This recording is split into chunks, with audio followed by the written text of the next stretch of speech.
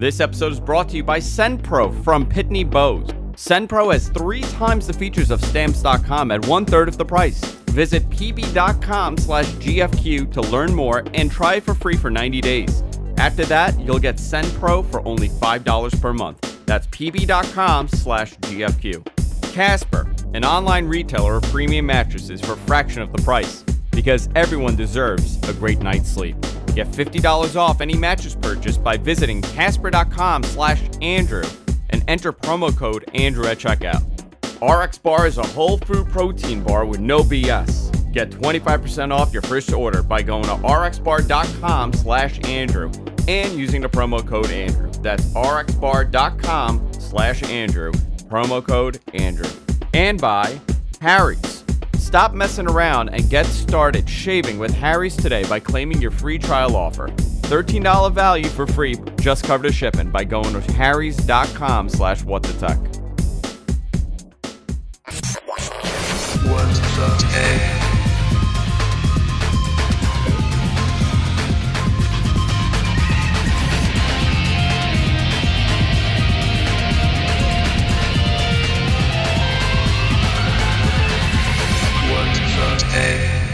Hey everybody, welcome to What the Tech.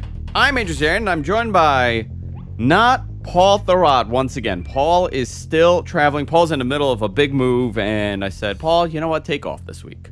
It's crazy. You just came back from Amsterdam. You're traveling here and there. He'll be back next week, but I have an unbelievable co-host today. I have the one, the only Mr. Stevie Richards. What's going on, man? It's going to, nothing much. It's going to get to the point where Paul's actually my sub. Yeah, Paul's now going to be your sub. Yes, I'm the full-time co-host. Congratulations. How you doing? I just designated myself that. I'm good. Everything's great. I always have a big problem when you're on the show because I train my brain to call you one thing and then I end up calling you another.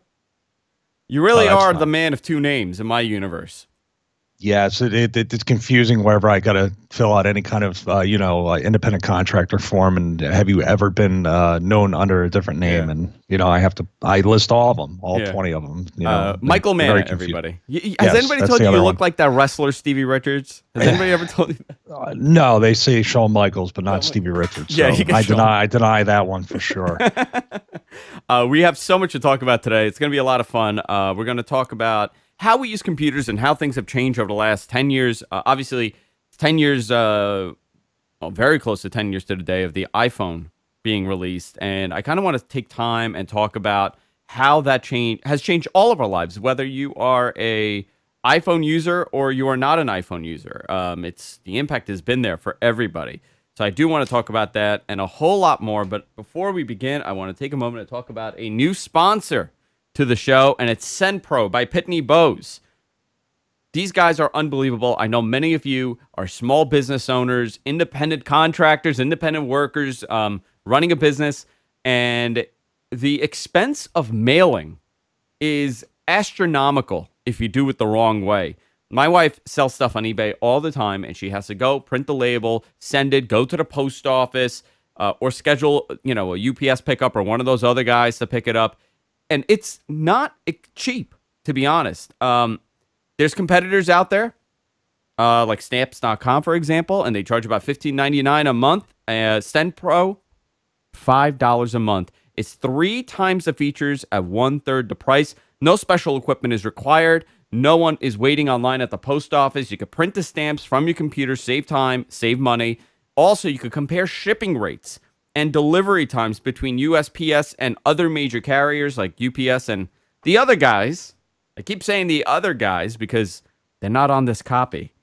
So I'm not going to mention who those other guys are. But you can start saving on stamps.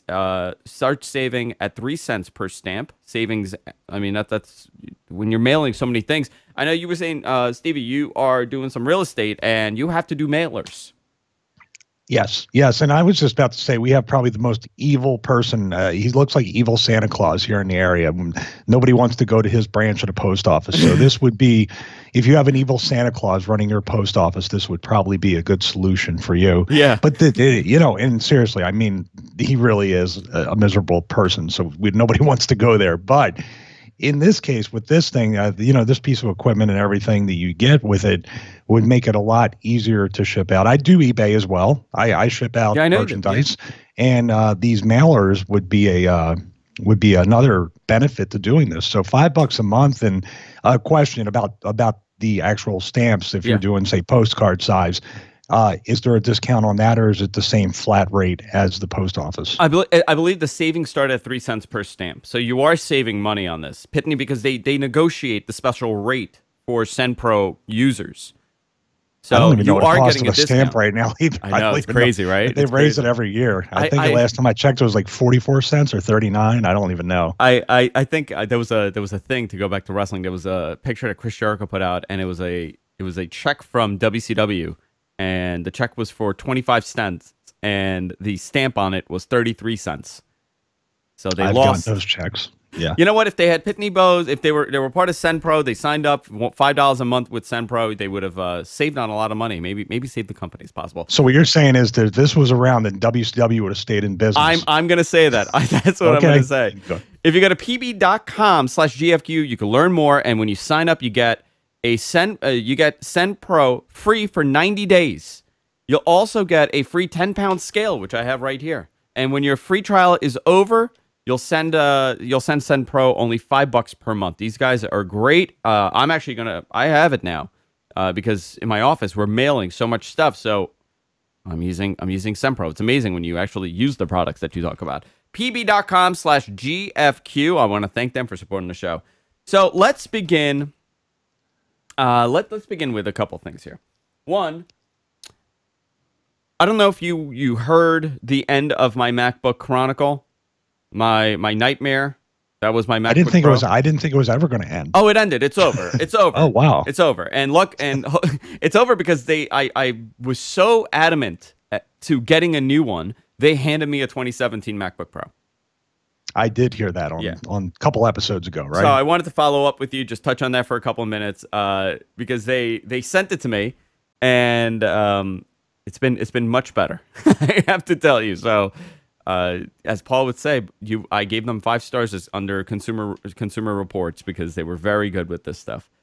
I do want to get your opinion on a couple things. I want to touch on this story that it's interesting. It was in The Verge, and Tom Warren wrote it, and it was "The iPhone Killed My Inner Nerd." And you and I have spoken a lot about how you would travel with with laptops, with your Xbox. You had a system that you would play backstage, and you would do all these things. And if you really think about it, this article, very well done by Tom. I rarely actually feature The Verge on here, but I really enjoyed this article because it was almost like my life. And it starts off with him talking about, as a teenager, his bedroom would be nearly 90 degrees, and it wasn't because it was so warm outside. It's because he had all these computers and all these servers running in his bedroom. And that was me when I was a teenager. I had 4 or 5 machines, and they all did individual things. And I had my laptop, and I had my PDA and all this stuff. And so much has changed over the last 10 years with the way that we use computers. I wanted to talk to you about this because you have that inner nerd, that inner geek thing that many of us do. And you traveled with a lot of stuff. And I wanted your opinion on how everything has changed since the iPhone for you when it comes to, how you use computers, because it's an all-in-one. It doesn't do the best. You could still use your desktop, you could still use your computer to do all this stuff, and it probably is a little bit better when you use it, but it's just an all-in-one device that does everything so well. Well, I'm old enough, and I was traveling at a time where we still used the MacBook. There was not MacBook, I'm talking MAP. So I had the Atlas, and we used to have to actually physically look at the map to get from town to town. So this was before even GPSs were really a consumer grade product. So then it would be, I was one of the first people to get an iPod in the company back in WWF. So that was great to do that. And, because I used to do cardio and workout without that or a big bulky Walkman. So the iPod was the iPod was a huge step. But then I was carrying a dedicated GPS. I had my Motorola Razr flip phone, which was a big thing at the time. And I also carried around a bunch of things like video games. Like back then, I think it was Game Boy Color. As it upgraded, it would go from there to a PSP, a PSP Pro. And then I started carrying a laptop. I even had a DVD player because at the time I didn't have a laptop, so I brought DVDs of TV shows and movies, and I would watch it on the DVD player. And also, I bring my video game systems when we finally decided how we could jury rig through AV cables, the red, white, and yellow cables. I'm talking about the original ones, that we can actually connect the original Xbox or PS2 at the time to the DVD player to play on a 7-inch screen. So it was, that was a big treat back then. And then it just grew from there. When the iPhone came out 10 years ago, since we're talking about the anniversary. Okay, so what were you using before the iPhone? What was your phone? I don't know. Did you go first to one? Because I went to Android before the iPhone. Yeah, I would say that, and I did skip over a little bit. So it went from a flip phone, and then I was one of the first people, at least in my circle, to get the Motorola Rocker, which was actually the original iPhone. That was the one where, you could hold, 100 songs or something on the phone. It was that white candy bar phone. Do you remember that? Yeah, I'm looking at it right now. Yeah, so but what I used to do, and it was very expensive at the time, is I would get those unlocked GSM phones like the Nokia E61 and all the stuff that was truly unlocked to come over, and I would buy those phones. So they were mostly, like, I remember the Windows Mobile, not the one from not the new one, the old one, the old one, like the HP 6535, which actually had a GPS module that you plugged into the top of it. I remember the HTC. I forget it. It was a slide-up keyboard that Sprint had. I mean, it was really just a Windows Mobile. And my favorite one, actually, before the iPhone, was the Samsung Blackjack. That was the first phone, and that was the black candy bar phone with the keyboard on there, and it had the D-pad. So it was a Samsung Blackjack, and there was a Blackjack 2. This was the first phone that I can remember on AT&T that it could actually, and I'm aging myself again, that did the cleanest handoff from Edge to 3G when 3G was just coming around. All the other phones were mostly Edge, but this one was Edge, but also was upgraded and had the radios in it to do 3G. So, and the handoff between Edge and 3G would automatically cut your phone call off usually. And the Blackjack was the original phone that could handle that. It was a really good phone. I loved it. It was really nice looking, and it had a matte finish on it. It had rubberized on the back so it wouldn't scratch, and it cost a lot a lot. Yeah, today's the day. They all did back 10 years ago today. Yeah, the iPhone it was announced. It was announced in January 9th. I remember, and it was, and then it was June 29th was a release, so at least 10 years to the day. But I remember exactly where I was. Shockingly, I was going to a wrestling show in New York. I think I was going to the Hammerstein. There was an event there, and I remember I was walking around the city. I was with a couple of my friends, and the phone came out, and one of my friends was getting it that day, and it was a total disaster with activating. And he was supposed to meet us in the city, and they couldn't activate this thing for whatever reason. And he got it, and we were all laughing that why would anybody buy this product? It's so expensive, and we all were Trio users. I had a Palm Trio for years, and I had Windows Mobile for years. I was using a smartphone for the longest time, and we all did. All my friends, we all had smartphones. So for us, texting was really easy, but I didn't understand the concept behind how app stores will work, and none of us did at that point, right? The app store didn't exist.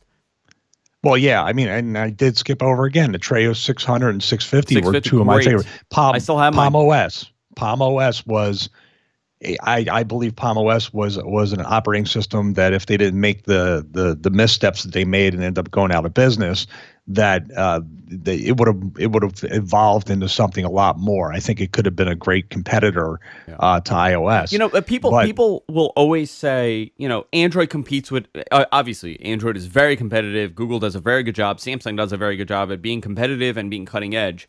But we all have to remember what changed everything. And obviously, the phone was a beautiful phone. It was really ahead of its time compared to what was available. But at the end of the day, it was the App Store. It wasn't necessarily the iPhone that changed everything, but it was a fact that the apps were so inexpensive and you could just buy whatever you wanted. Before that, I mean, you had a Trio 600 and 650. Do you remember how it was to buy an app? IM Plus was $35, and you used to have to upgrade every year. Yes, I had it. Just for an IM, an IM app. Yeah, I used to pay for it all the time. I paid for a lot of stuff, and there was a lot of office productivity stuff. I forget art. It was called something docs, and you'd have to pay for that too. And it was really, really. Did you play hard Bejeweled to, with the pointer? I would no, always I would play Bejeweled. I played Dope Wars. Dope. Oh yeah, That was Dope my Wars. I Dope forgot Wars. about that. Dope Wars was my favorite game, and then you could still get it and play it through a web browser right now. But the iPhone, the App Store, if people don't remember this, because it's hard to remember a world before the App Store, and the fact that Steve Jobs, former CEO of Apple, did not want an App Store. Remember, he said everything would be web apps. Web, yeah. There wouldn't be internet. And just to remind people of the price, 8 gigabytes base model, $599. Yeah. 16 gigs, $699. No contract, buy outright. And yes, I was one of the people that waited in line to overnight to get it. It sold 6 million units. Wow. The original iPhone. How long did it take to sell 6 million? I don't know, but I know that the first week of sale for the iPhone 3G, which was, to be honest, the 3G was the one that changed everything. It was 1 million units the first week. Now, think about how many they sell now.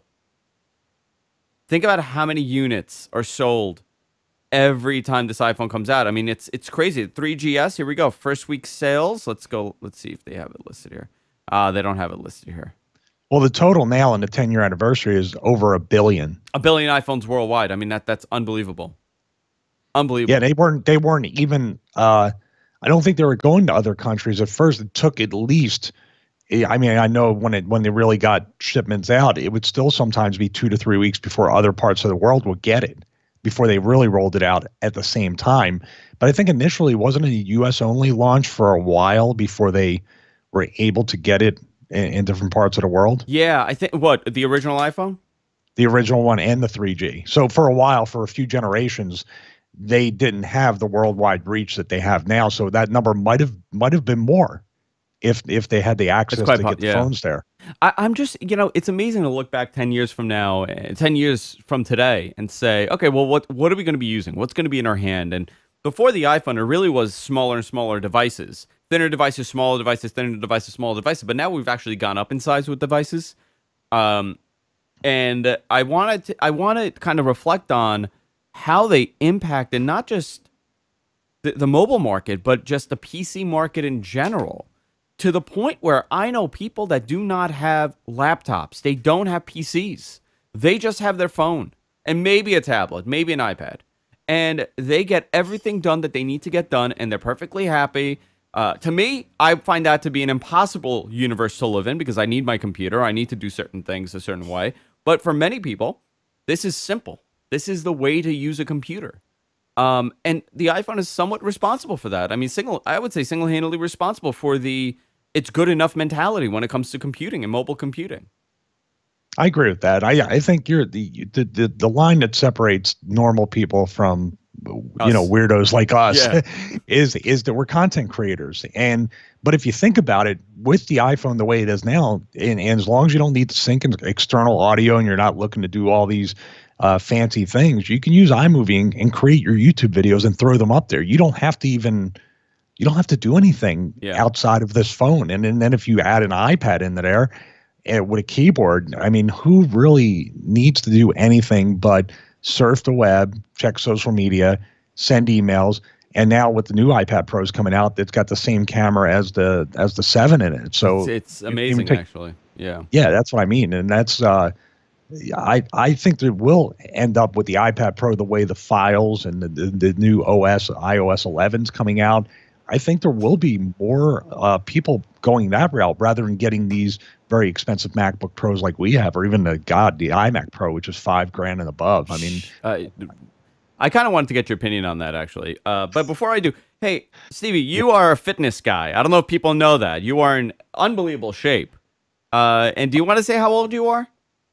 45. 45 years old. Sober. Would you say you're in the best shape of your life? I would. I just strive to always try to get better. So it's not like, wow, I'm in the best shape of my life, and then I think I'm going to go, I just try to get a little bit better and try to learn a little bit more. Fitness actually, on a side note, really resembles technology. You can really never get bored with it when you're dialed in to always add the variety and try to get better at it. So I come from a family of professional bodybuilders, and a couple of years ago I decided that I was going to kind of change my life and you know, eat better and eat healthy and drink less, and I changed my life for about 3 years. I was very, very strict with how I ate, what I consumed, when I worked out, what I did, and you know, having a second kid, I kind of fell off the wagon, and now I'm slowly getting back onto it. And the biggest problem that I have is in the mornings, I'm starving every morning because I work out a little bit in the morning, and by the time I get to work, I am starving. And I started looking at, you know, all the ingredients and what I'm eating and these protein bars and all these things. And I have to tell you, I've had a miserable time finding something. So shockingly, when I started doing this job about a couple months ago in the city, I started eating RX bars every morning. And the reason why I did it is because it's all protein. It's 12 grams of protein, and the ingredients are very simple. They come up on the right on the front. It says 3 eggs, 6 almonds, 4 cashews, 2 dates, and no BS. And the no BS is no added sugars, no dairy, no soy, no gluten. And it's 200 calories, this bar, and it really holds your appetite, and it fills you up. And 12 grams of protein, that's a tremendous amount on top of my protein shake that I take, which is an organic protein shake, thanks to Stevie's recommendation. But it's made with 100% whole ingredients and no BS, like I said, no artificial flavors, no preservatives, no fillers. I started taking these things every morning, and it really helped me out, and I've been able to maintain my weight loss, but I've also getting the higher amount of protein, which I need every day. So they contacted me and they said, do you want to do an ad? And I said, oh my God, this is so easy for me to do. I take these every day. I've been buying them every day. I had a case here of a dozen that I was supposed to show, and it didn't last until this live read. This is the only one that's left. Oh, thank God for that. Yeah, this is the only one that's left. Every morning I take one and I go on the road. So I generally enjoy these products. And if you are like me and you're kind of into fitness, or you just want something to hold you over that's not fatty and gross and disgusting, try them out. You get 25% off your first order when you go to rxbar.com/Andrew and you use the promo code Andrew. That's rxbar.com/Andrew, promo code Andrew. I generally love these guys. I have access to the the orders from my office, and I put in an order of 24 of these, 24 cases. Oh my God! To get all to the same office. flavor? No. I got Yeah. the assorted flavors. It comes. This is coconut chocolate. It has a blueberry one. It has. That's my favorite. The Yeah, blueberry one. Yeah, the blueberry ones are the best ones in my opinion. Do you? I haven't tried this one. This is the one that I need to try this. And it doesn't taste like cardboard. I'm going to tell you. I really, really like these. rxbar.com/Andrew. I want to thank them for supporting the show. Which I will probably eat this right after the show. So what's in your NutriBullet cup there? Oh, it's just coffee. It's black coffee with a little bit of cinnamon, not cinnamon sugar. Notice I knew it was a NutriBullet cup. Yeah, I know you did. Yeah, it's actually the Ninja. Oh. It is the Nutri Ninja. Is There. this a NutriBullet, Jess? She would know. She's the one that does all this. Yeah, it is. Trust she said yes. I've seen those threads a million times. I know what it is. Yeah. Yeah, I put a little cinnamon for the flavor, but I don't put any milk in. I'm doing dairy free right now, which is very difficult because I love cheese. So I want to go back because I could talk to you about this forever. I kind of want to go back to this about how has the iPhone changed your computer usage? I was going to say real quick, you should have a fitness podcast on your network. You have everything else. I really should, and I think you should do it. I think so. I think I need to have your hustle with the ads, though. I don't know if I can, get all these people to support the show. So were you asking about the iPhone? I'm sorry. Yeah. How has the iPhone changed how you use a PC? Because I want a majority of our audience here is a PC user, and they are like us, where they have I'm at home. I got a laptop for downstairs. I got a laptop for upstairs, and then I have my desktop that I do my editing on, and I do specific things on certain devices. I don't really mix and match how I do it, but that's not the norm. Most people don't think that way. But I have, since getting my iPhone, cut many things out that I would purchase. I no longer have my laptop upstairs. I just have one downstairs because I just have the iPhone next to the bed now if I need to check an email. My usage is changing more and more, but the one thing that has changed for me is how I take photos. That is what has changed. And I think that is the biggest impact for many people, even the hardcore computer users. the way that we use these cameras on these phones has really changed. I mean, the point and shoot is dead. Nobody buys point and shoots anymore. Nobody buys individual. Remember those Kodak cameras that we would have before? What were they called for video? Everybody was doing. You talking about the flip? The flip, yeah, camera? the flip stuff. Those are all gone. Nobody uses those. It's essentially just your smartphone if you're an iPhone user or an Android user, and the higher end devices do a great job. Especially, I mean, the new iPhone does a very good job. Has that changed for you? Because I know you got into photography and you take photos. Was that the biggest change for you? Well, once again, you're talking about like if I'm shooting, it got to a point where I would use my iPhone and you have a question in the notes. What's the most important thing that I'm looking for on a phone? It's always going to be the camera. You know, processing power or whatever, or software, you're already going to know what you want, but the camera. And I think with you, Andrew, you've had so many Android phones and I've tested out a lot of them. Yeah, you've had almost all of them. Yeah, you know, outside of two particular ones lately, every Android phone that I've had, I almost got to half hold my breath and hope the picture turns out well. Yeah. And I know you've had that talk with Paul a lot. But with the iPhone, more times than not, when I take the picture, I never even really look at it. If you think, sometimes I'll look at it, but more times if I just want to take a quick picture, I'm pretty sure almost 100% of the time it's going to be a really decent, if not really good picture. But with Android, it's almost like, man, I got to check this because you got to hold it a certain way. You got to change the. I know exactly what you mean because yesterday, I was coming back home and I met up with a couple of my friends on the way home.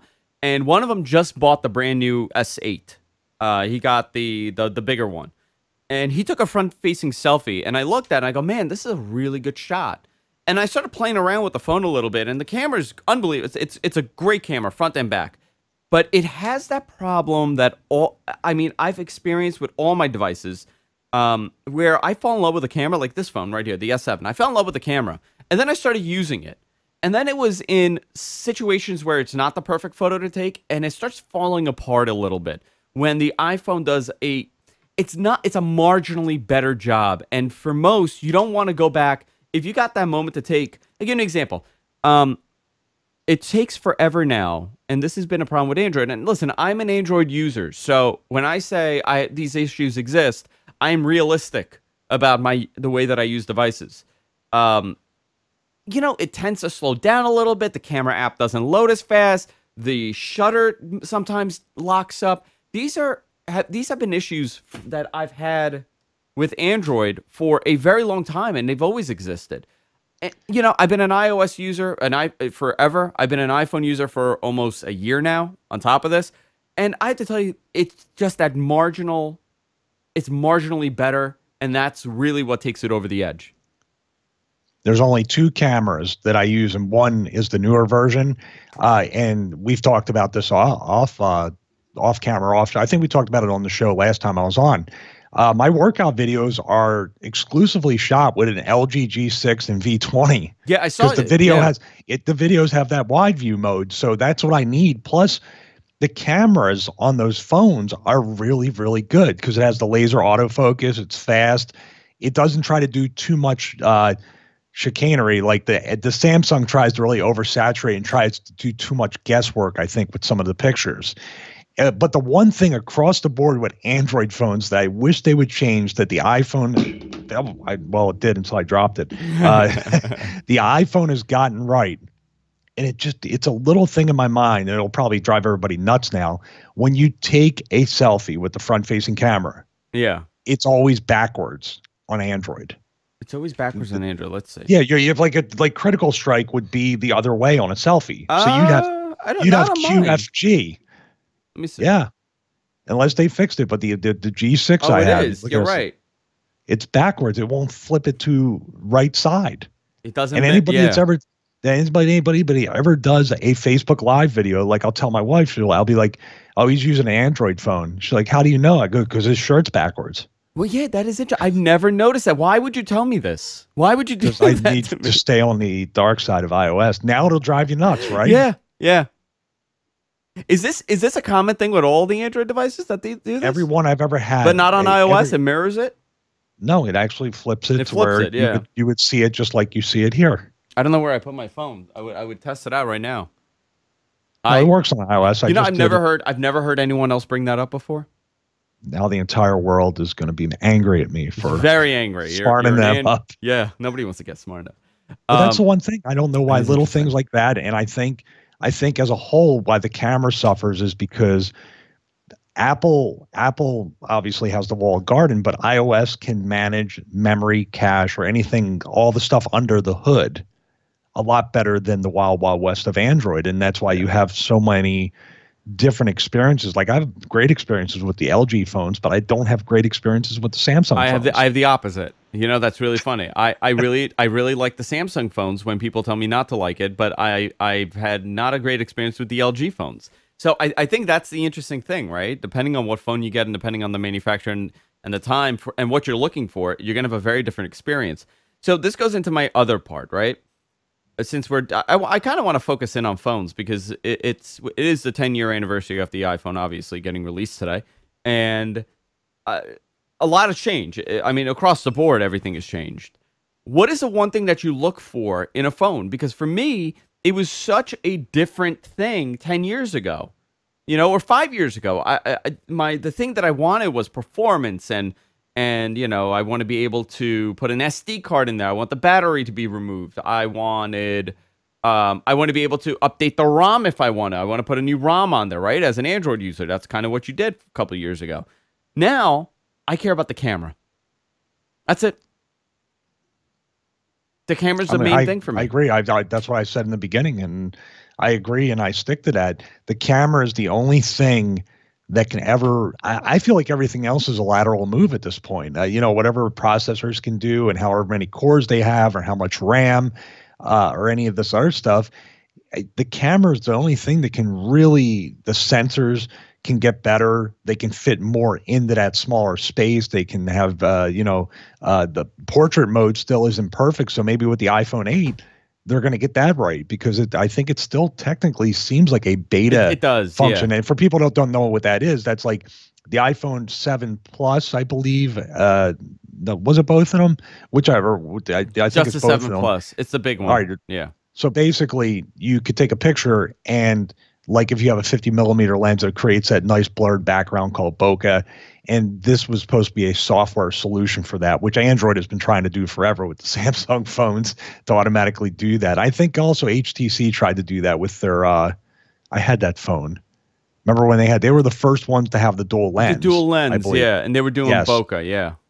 Yeah, so that's where it's going to be when you can get DSLR like capability or even previous generation DSLR capability in this little package right here.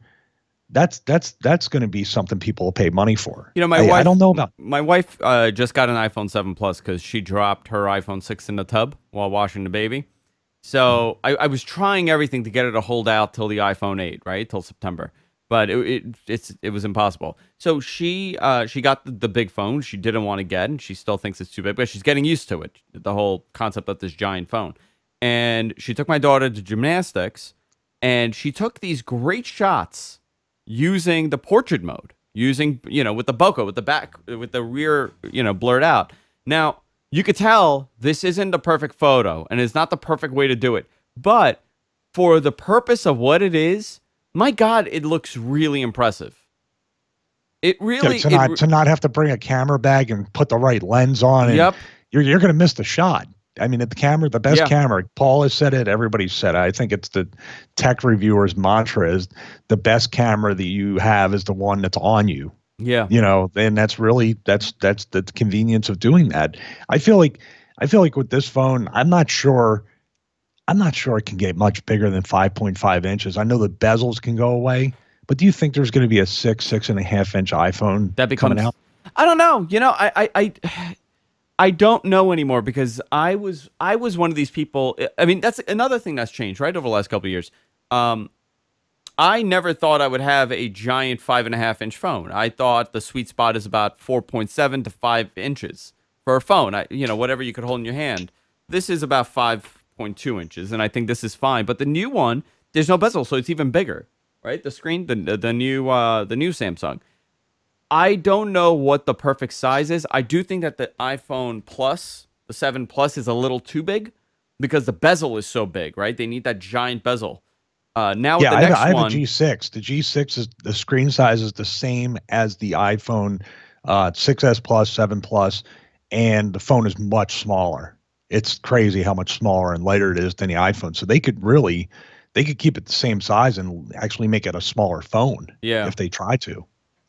I'm talking about phones. I'm getting a call right now, of course. Oh, nice. Yeah. Another sponsor. No, my mother. I'd rather it would be another sponsor. My mother. Knowing I'm on the air too. She does that. She sees that I'm on the air and calls me. She thinks everything is a replay. Nothing is live ever. No, I mean, for me, that's changed, right? The screen sizes have changed. The bezel list has changed. So if we go back, like, let's go. There was an article. I think Mashable put it out. I forgot what it was. Everybody was spreading it on social media. If you guys in the chat room saw it, let me know. It was the iPhone in 2020. What the iPhone in 2020 will have. Did you see this story? I think I saw a reshare of that. Yeah, I'm trying to find the actual. I'm trying to find the actual article here. Yeah, it was a Mashable article, and it was exactly what you imagine this phone to be. No bezel, just screen. There's no bezel on the side, no bezel on the top, no bezel on the bottom. It was, let me see, it was a dual camera lens. It was system on a chip. It was all the things that you see happening. You know, iOS 14 would happen. That's the interesting thing. I think, and it's not this radical change for a device. It still looks like the iPhone. And it's interesting that when we imagine what these phones are going to look like, you know, in the year 2020, we're not talking about this futuristic device that does everything and shoots laser. It's a pretty, we've come to understand the concept of it's now we're in this gradual change. We're not having these revolutionary devices pop up every couple of years. I think the upgrade of, say, the iMac Pro, which we were going to talk about, which will promote augmented and virtual reality. I think the way this device by 2020, I'm not sure, because we always think that, you know, now the self-lacing sneakers and the hoverboards, I'm waiting and they're for that still day not still. here. Yeah. But I think the key would be sort of this. Yeah. Something like that combined with, you know, because they don't even want they don't want you to even plug in a headphone jack anymore, or have a headphone jack to plug it in anymore. I mean, there might come a point where Siri and your voice does all the typing and does all the input, and there might be an augmented reality or a HUD that comes off of the watch that you look at everything there, and you can just scroll with, you know, using your finger like that. Yeah. That kind of could be, I mean, that's, everything else seems like it would be a lateral move from where they're at now, just in my opinion, to be holding the device. Well, it's only 3 years off, so it could still be that. But isn't that, first of all, Stevie, isn't that the craziest part, that we're 3 years away from 2020? I'm surprised everybody's lasted this long with the way things are going. Yeah. I mean, you imagine it, when I was a kid, 2020 was, I mean, it was Mad Max, you know? It was the Statue of Liberty's crumbled, where this rogue society of there's still biker time. gangs. You know, There's it's still time the for way that. The way that things are going is we're headed into this Mad Max era. You know, it's amazing to look at this phone and to say, and all Android phones. Listen, I'm critical of everything because I'm supposed to be, and I'm supposed to use it, and I talk about what I like, and I talk about what I don't like. I still will always say that an Android phone is the tech guy's phone, because you at least have options to mess with it a little bit. You know, I would always go and update the ROMs on these phones and remove the bloatware and remove this and modify this. On one of my Samsung phones, I changed the camera settings so it was a faster shutter, so take a quicker photo. These are things that you can do on Android. Not every Android phone, but a lot of Android phones you could do this. And if you like to tinker, which many of us do, you will always be happy with something like that. But for most other people, nobody ever wants to think about clearing your Delvik cache. Right? That's not an idea. Like, I was talking to my wife about this, about how I have to do that on Android all the time. Most people, they just put up with a slow phone. Most people will deal with it and say, oh, the phone got slow because I have stuff on here. Nobody's doing formats of phones all the time.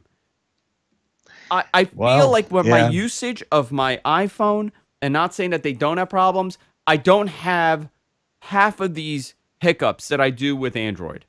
And listen, I'm not an abuser when it comes to these phones. I don't put 1,000 apps. I put the same freaking apps that I use every single day. I have Spotify, I have Instagram, I have Snapchat, I have the MTA app, I have PayPal, and then I have my security system on here. And that's it. That's all I have. I don't have anything else. Just the basic apps. So, and then the New Japan World app, obviously. But I don't use these things like a lunatic. I don't have 5,000 apps. For me to suffer from these problems, that's not good, right?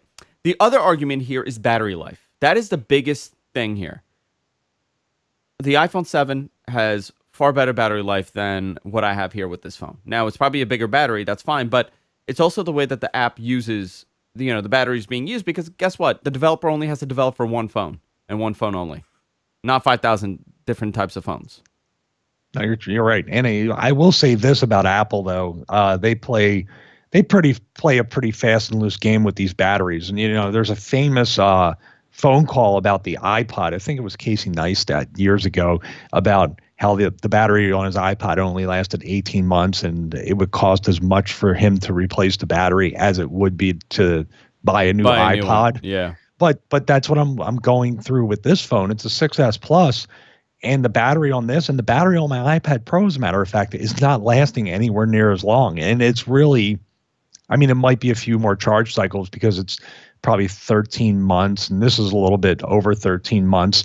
But the battery doesn't even last a day anymore. And that's something right there that I think Apple, they could prevent that. We're in a world where nobody wants a battery to last forever or else they'll go out of business. Yeah.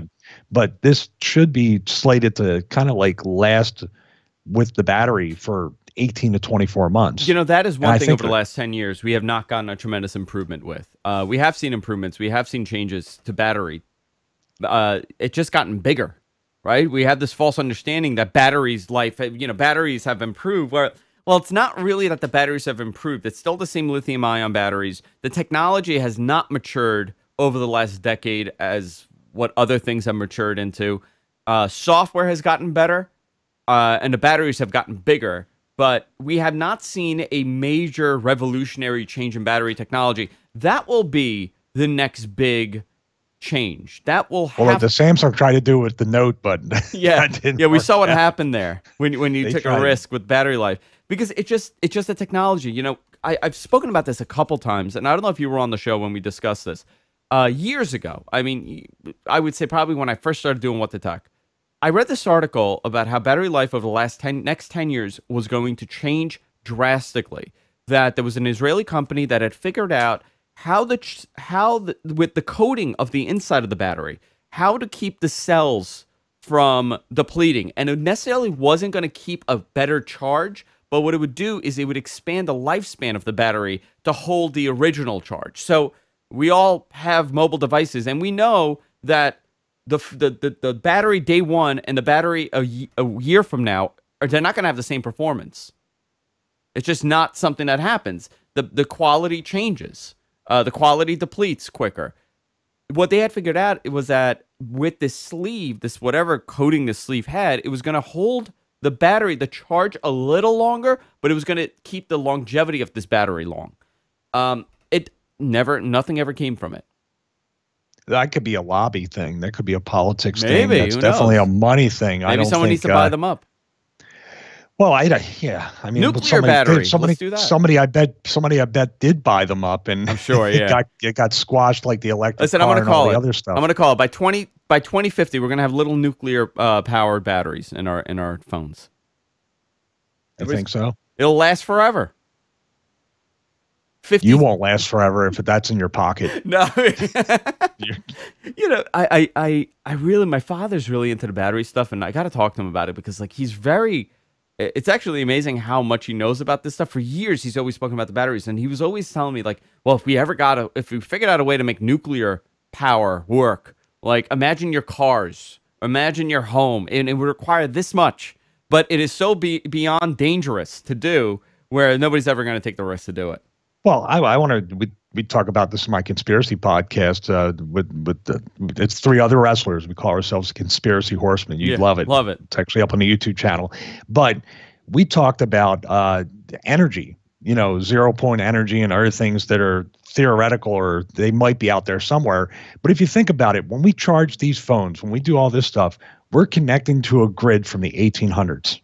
Sure. Yeah, absolutely. Especially here in New York. A little bit newer than that, but we're talking about you're right. Electricity is from the 1800s, and the grids that were built are almost minimum probably about 100 years old, if not upgraded. Well, Paul's buying a new house, and we were talking about this. My house was built in 1903. A lot of the parts of my house still have the original copper wires.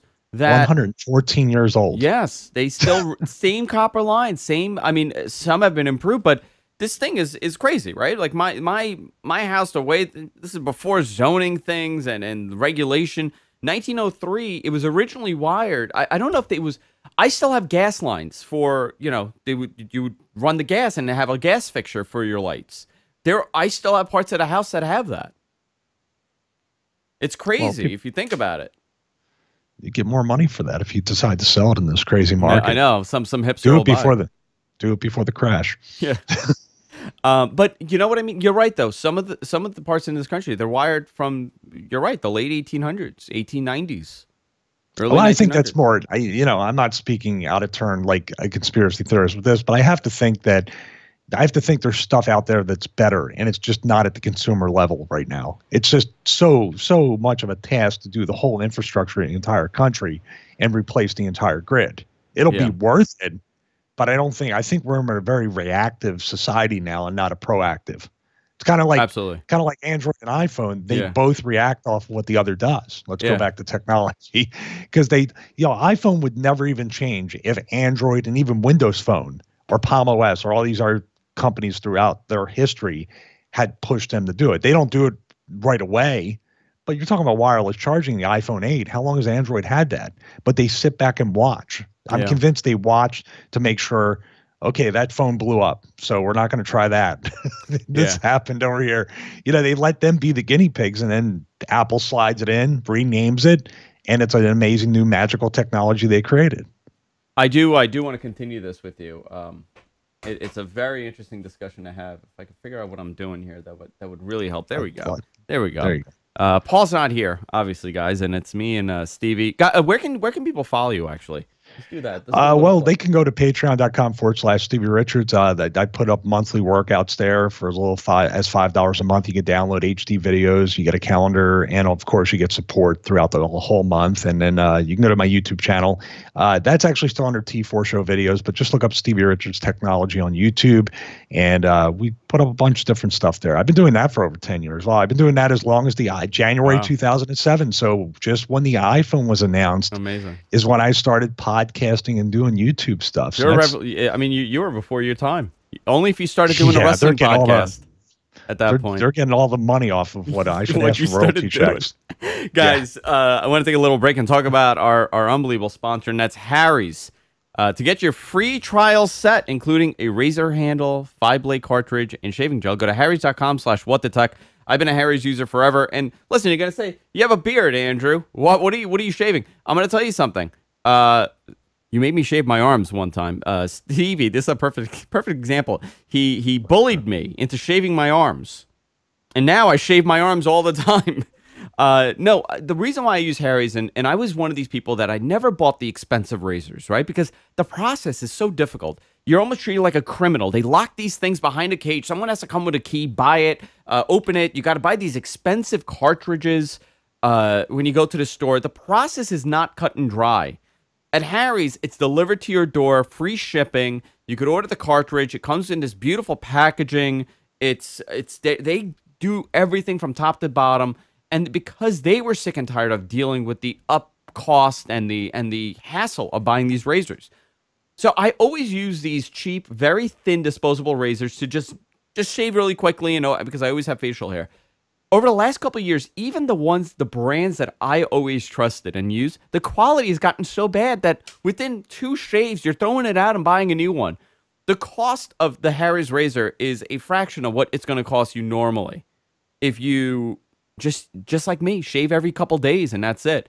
Go to harrys.com/whatthetech. You could sign up there, check out what they have. They have an unbelievable package there. I love the razors. I use it. And I always say, it's so easy for me to talk about products that I personally use. And everything I've been talking about today, I personally use every single one of these products. So it makes life so much easier when you actually like what you're saying and you're not just selling something. Harrys.com/whatthetech. I want to thank them for supporting the show. Isn't that funny though, Stevie, that I use all these products?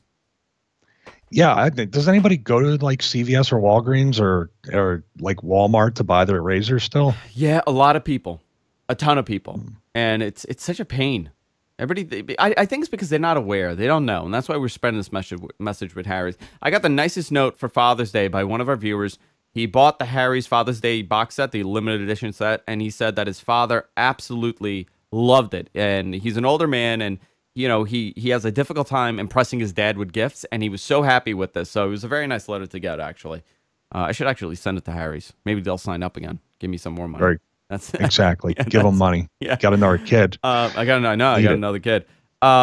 Gaming. Do you game a lot on your iPhone? You know what? I've been looking for an accessory for the iPad Pro. There was one called a Game Vice that I've been looking at. I need to talk to you about this.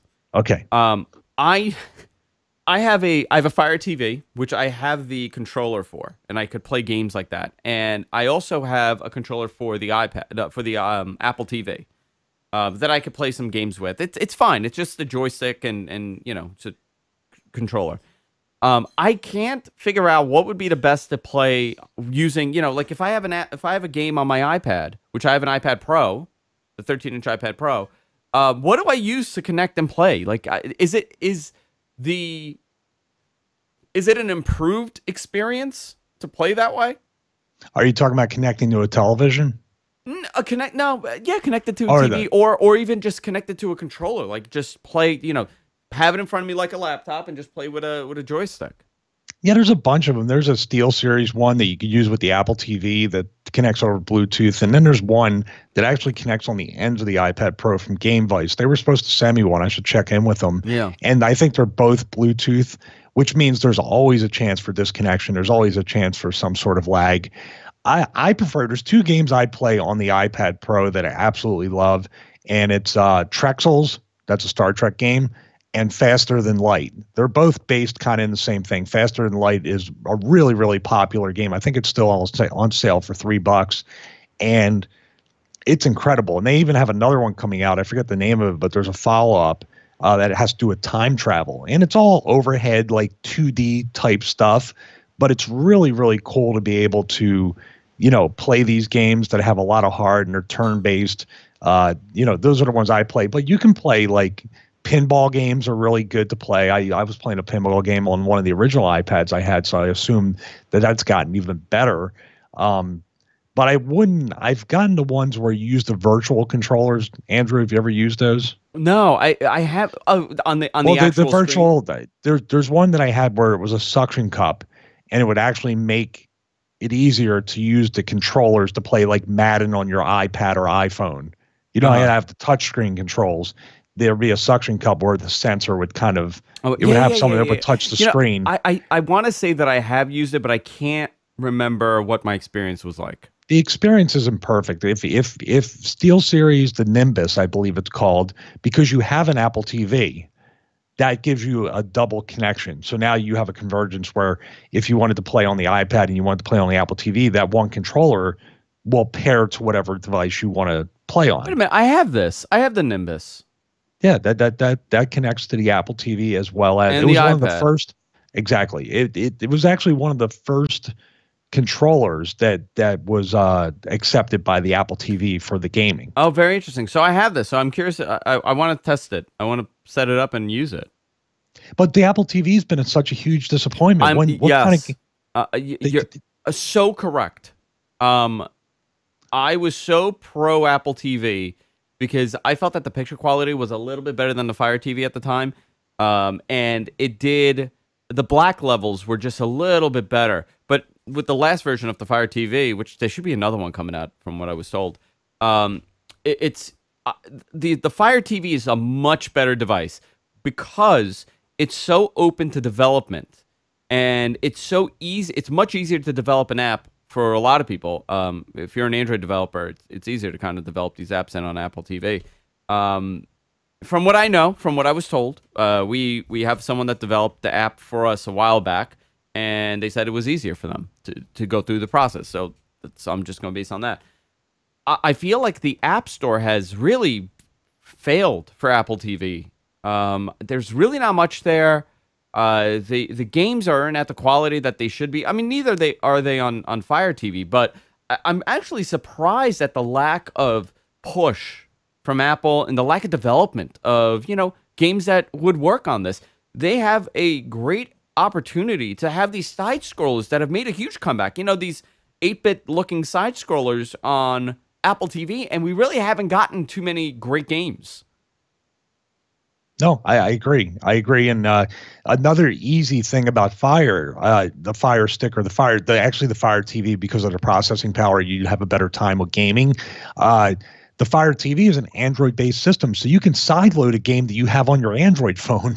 Yeah. Or if you decided to buy an Android game, you could sideload it via USB, or I think there's another way you can do it, but the easiest way to take a thumb drive and sideload the APK into the Fire TV, and you're done. Yeah. You get to play the game. It's compatible. By the way, I don't know if you know this, but the New Japan World app is now available on the Fire TV. And not on the Apple TV. And not on the Apple TV, no. That just proves the market share, too. The Amazon market share, I think, is incredibly, especially for streaming devices. Yeah. I think it's far beyond. I think the Roku may come in second, but I think the Apple TV, just from my observations of it, is in a distant third, if not behind something else. Yeah. It's really, it was disappointing because I'm always tempted to buy it, but at the same time, I look and say, okay, I got 2 Fire Sticks in the house. If I'm going to do anything, I'm going to get a full Fire TV with the gaming controller, or I'm going to get another gaming controller, and I'm going to see what I can do with that. But the sticks, I think, are for consumption. I use Sling TV, and I have other stuff on there. It is by far the best $35 a person could spend when they're cord cutting. I haven't had cable in like almost 2 years now. So I'm in the process of getting there. I'm still hanging on. You're so bundled and everything too. Yeah, that makes it harder. No, I am bundled and everything. It makes it very hard. By the way, Element is selling TVs now with Fire TV installed, and they're getting very strong reviews. And they're very inexpensive. 55-inch TV from Element. I'm not too familiar by the brand. I'm sure it's just the same TV as 50 other people, just with a different brand on them. But it's a 4K TV, 55-inch on Amazon right now for $649, and it comes with Fire TV built in. Yeah, Element, I think, was like a Kmart brand or something back in the day. Was it? I wonder if this is Amazon's brand now. I'm actually surprised Amazon isn't branding Fire TVs like actual TVs. It would be smart. Yeah, the 55 inches, 650, 65 inches sold out. By the way, this thing has 4 USB, 4 HDMI's. Actually, no more than that. Has a LAN port, has optical, has AV cables, has USB 3, has USB 2, and has a SD card reader. My TV, my Vizio that I paid $750 for, doesn't have all this stuff.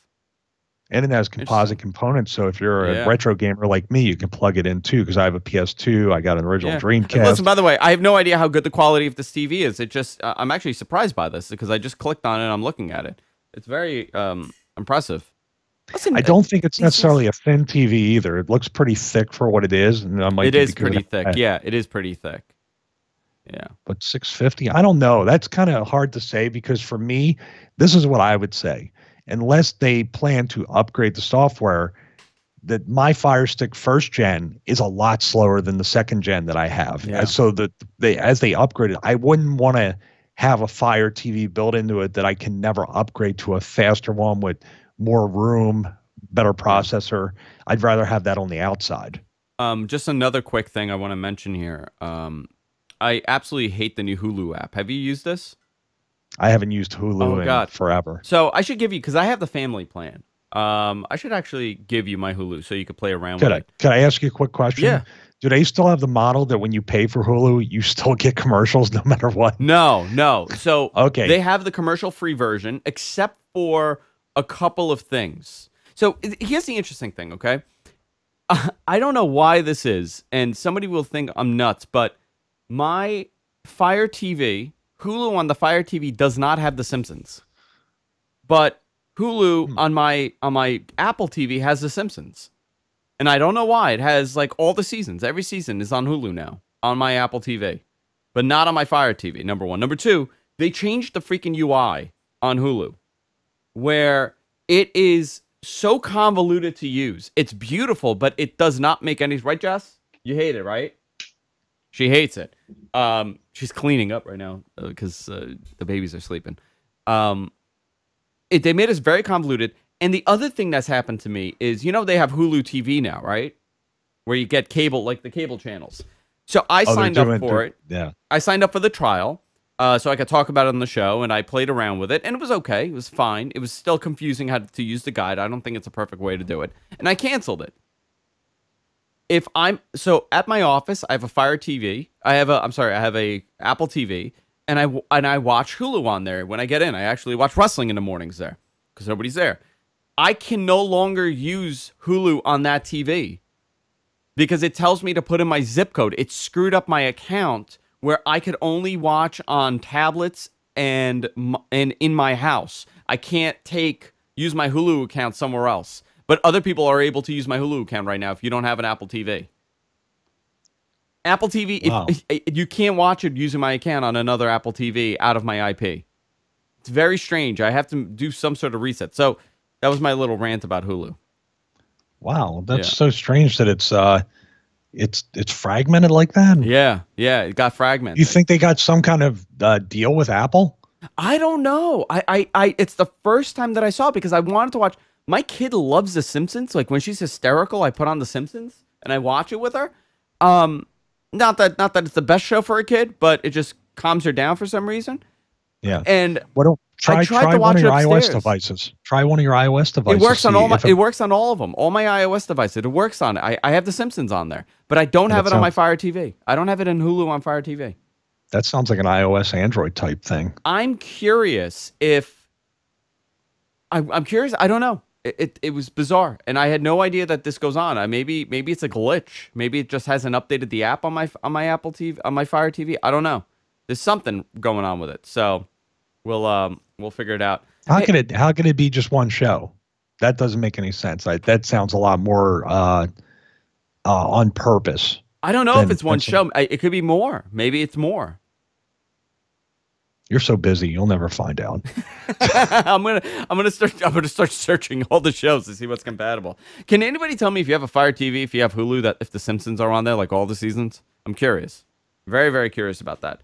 I do have one more topic to talk about with you before we move on. If I could do this, man, just put them all up at once. All 60 of them. There we go. There we go. I want to talk about Casper for a minute.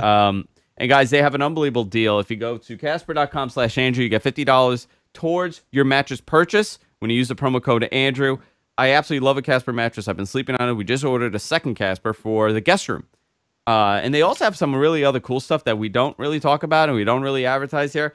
But they've really expanded as a company, and I see their ads in the subway, and people absolutely love it. But they have everything from mattresses to the foundation, to the sheets, the pillows, the down duvets, and even dog beds now. Actually, you might actually love this. They have a dog bed, a dog mattress that you could use for the cats. We actually talked about this. She said, "Oh, your dogs could use it." I said, "Both the cats will end up taking it." Yeah, I don't know. I'll buy this expensive dog bed and put it on the floor, and then the cats will lay next door to it, like on a t-shirt. They won't lay in there. But they have unbelievable mattresses. They have an unbelievable deal going on. If you use Casper.com/Andrew, you get $50 towards a mattress purchase. Casper.com/Andrew, or you could enter the promo code Andrew at checkout. I want to thank them because I absolutely love my Casper mattress and I sleep on it every day. And just the quality of it is unbelievable. 100-night guarantee. You can sleep on this thing for 100 nights and then send it back if it doesn't work for you, if you're not happy about it. So much going on. Great deals, great products, and I absolutely love them. Let's talk about one more thing here. And then what you want? Do you have like 15 minutes to do a post show? I got it. Yeah. Okay, cool. I got to hit the gym again. I'm sure you're shocked. I know. Nintendo is releasing the Super Nintendo Mini. A mini Super Nintendo. Are you interested in this retro gaming thing? It's going to be $80. Comes with 21 games plus 2 controllers. I like using my Elgato to stream. I'm going to start streaming Fire Pro again, like off the PS2, and when it comes out on Steam. Wait a minute. Is the game out? The game will be out on Steam, kind of a pre-release mode, but if you have a PC or if you use Steam, it'll be July 10th, from what I understand. Okay, so what's different about this game? What's so different about this Fire Pro compared to the other ones? Well, the one thing that I heard is that the only limit you have in the amount of edits and the amount of created wrestlers you can have is according to the space on your hard drive. Really? That's a big deal. Yeah. Plus, of course, now it's kind of like it was always an underground thing with Fire Pro Club, Fire Pro Arena. Now that the company is officially supporting it, I think we're going to get a lot more support for current wrestlers and edits, and they're going to make it easier. Plus, it's going to be in English. So used to have a lot of translating. I think it's going to be in English. I'm pretty sure it would have to be. It is in English. I know it will be in English, yeah. But no, I mean, it's going to be a lot more. I think it's just going to be so expansive, and now that with the support and it not being such an underground thing that people have to keep alive, I think it's going to be, and I think the engine's the same. I think it's going to have the same overhead 2D type stuff. But of course, they're going to be careful. They don't step on any licenses for WWE or whatever else they're going to do. I'm looking at a guy who looks like Chono, and there's another guy that looks like Triple H right now in Fire Pro World. Yeah, I told them I'd love to be the one guy they actually officially licensed for the game. Yeah, why don't they want to license you? I don't know, man. I'm just not very marketable, I guess. I don't know. I guess they just don't want somebody that looks as old as me to. I think Mini will want some royalties for the BWO logo there. I think that's too bad. Yeah. Too bad. I got the paperwork. The paperwork is in a safe, and nobody can ever get to it. Are they changing the controls? How the controls work? I hope not. That's what made it really. You know what? Can we do this on the air one day where you teach me how to play this game? Because for 15 years, I have no idea what to do other than smash buttons. Well, here's the thing. I'm always learning how to do something new in a particular position. That's the charm of the game. I still can't get the forearms down when it's a 6-man tag, and I see people do it all the time. Or even doing a double superplex or these other things. It's cool because it's very situational and positional. And then obviously you have the 4 buttons and then the 4 directions of the buttons, and sometimes a combination of the 2 buttons at once with the direction. Yeah. So it's not such a button mashing game as far as a timed and then the direction button game that you play, if that makes sense. No, that does. The way SmackDown used to be before SmackDown versus Raw, and they started to get convoluted with the cutscenes and stuff like that. Can we just go back to the button controls, the controls for for WrestleMania or WrestleMania 2000 or No Mercy? I want that. That was the easiest thing to learn.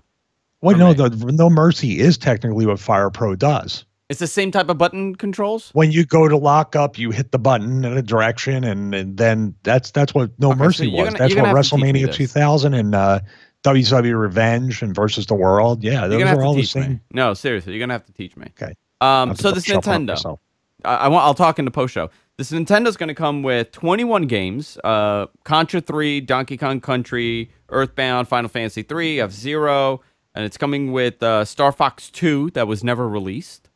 Legend of Zelda, Link to the Past, all these things. I would actually buy this. I did not buy the original NES, the NES Classic that they released. I would actually buy this. Well, I have one question. Yes. Are they going to make enough? Probably not. And the controller is very, very short. If you know, I don't know if you know that. It's like very short. So you're probably gonna upgrade to the wireless controller, and that's how they're gonna get you. They probably will not make a lot of these. It'll probably be in demand, sold out everywhere. But the console literally fits in your hand. So. I just feel like Nintendo, I don't know if it's a money thing, if it's a financial thing. the Switch, Yeah. the NES, and now the Mini NES, and now the Mini SNES. Why are they, if it isn't a money thing, then they're doing what Apple is guilty of doing, and that's really restraining the supply and creating an artificial demand of it, or creating the artificial supply so there's a huge demand for it. That bugs me because I think I'm like you. If I walk into Best Buy and the Switch happens to be there and I really want it, I'll buy get it. it. Yeah. But you're not going to make me pre-order it and wait 6 weeks. I didn't do that with this laptop. I'm not going to do it with the AirPods if I ever get them, because that's a 6-week shipping thing. You can't tell me that you're really having that much trouble making these things when your Pokemon Go, not Pokemon Go, but the Mario Go and all these other things that Nintendo had a hand in that were super successful. They've been really successful over the past couple of years, and you can't tell me that you don't have enough money to make more of these. No, and as a matter of fact, they said the NES, they're not making any more, right? No more. They're done. Stopped it. Why? It was a limited run. But why? I don't know. Isn't that crazy? I wonder if it's that weird mentality that they're afraid it's going to take away from selling their other devices. Selling the Switch. The ones we can't get either? Yeah. Yeah. I mean, I know the Switch sold very well. They're very happy with the results of how that thing sold. But let's see. When is the pre-order? This is not written very well. SNES Classic pre-order update. Very sell out. Pre-order stock in minutes. That is a very poorly written post. Yeah, so it sold out within minutes of it being released today. Was this released today? Coming out September 29th.